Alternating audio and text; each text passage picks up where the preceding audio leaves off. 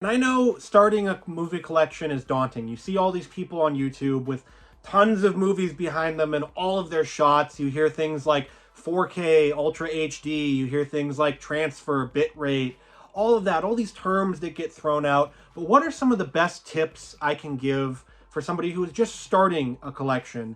And this isn't something where it's going to, make people feel bad for starting, or, oh, you need to buy everything, you need to get everything you need.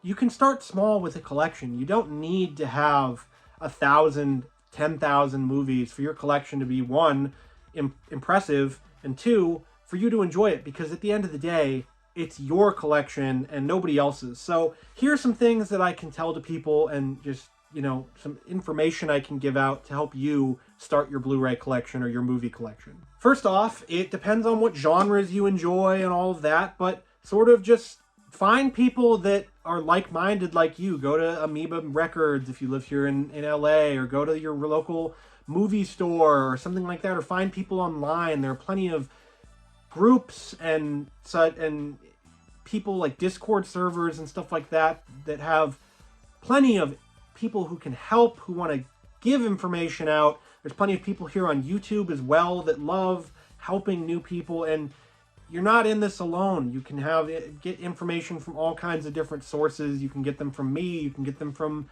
plenty of other YouTubers out there.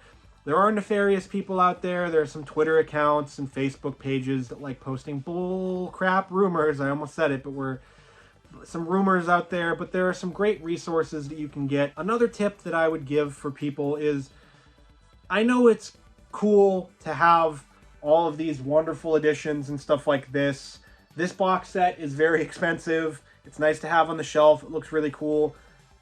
But if you just want the movies, if you just want the stuff, the content on the disc, getting the bare bones editions like these, the movie is no different. The content of the movie is no different. The transfer might be better, and if you don't care about that and you just want to watch it on your 1080p TV, or whatever, on your PS4, PS5, Xbox, whatever, these are perfectly fine. These are better than fine.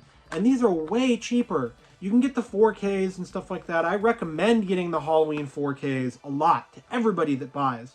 But if those are too expensive, if you're starting out, the 4K difference, it might not make as much difference to you watching the 4K of Halloween 5 or the Blu-ray of Halloween 5. These are fine additions to start off with. You can't really go wrong with these. Some other things I would do, or that I would recommend, this Friday the 13th set is dirt. It is dirt cheap to buy this. You get 8 movies in one thing. That's a big, huge value of 8 movies. You can get this box set. This box set is routinely cheap, but if you don't want to spend up for this, you don't have the space for this, I won't recommend buying it over that, but if you need the space saver, this is not a bad box set. There's plenty of them that are like this that you can get. There's other stuff. If you don't care about the movie very much, but you just want to watch it, buying the Blu-ray or the DVD is well worth your time, because you buy these movies and you realize you love them or you hate them. And I know I do that with Vinegar Syndrome all the time. These movies some of them are terrible, but I buy them blind because it's supporting Vinegar Syndrome, who supports film preservation, but it's also sort of like that video store experience. But if you just want to buy the movie, just get the Blu-ray. Just get the cheap-ass Universal Blu-ray, and you get the movie, and that's it. The color timing might be a little off on this one. This might be a bad example of cheaper stuff to get, but you can get the thing, you can get everything, and you're not spending as much money. And you can get to that point where you want to spend money, where you want to buy stuff like you want to splurge on Cemetery Man from Severin here, and you can get stuff like this later. But this comes when you have more of an appreciation and you know what you want.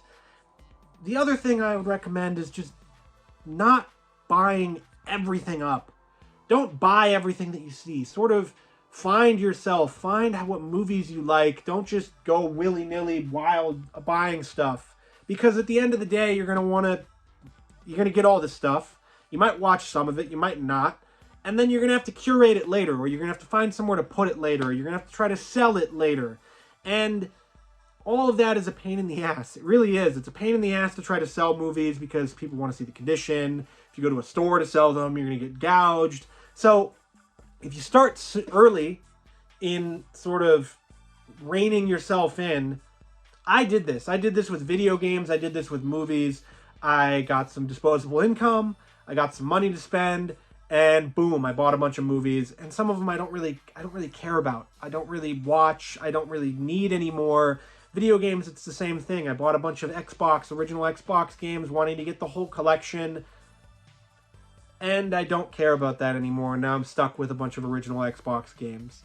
There's stuff like that, and it's just going through and doing research on things. You can find, you know, it's the most fun part of collecting for me, was that wild era of like, oh my god, look at all the stuff that Scream Factory's putting out. I didn't even know what Scream Factory was, but you can get stuff and you can find yourself and find what you like. I love horror movies. I love 80s slasher movies. I love Halloween. I love all of that stuff.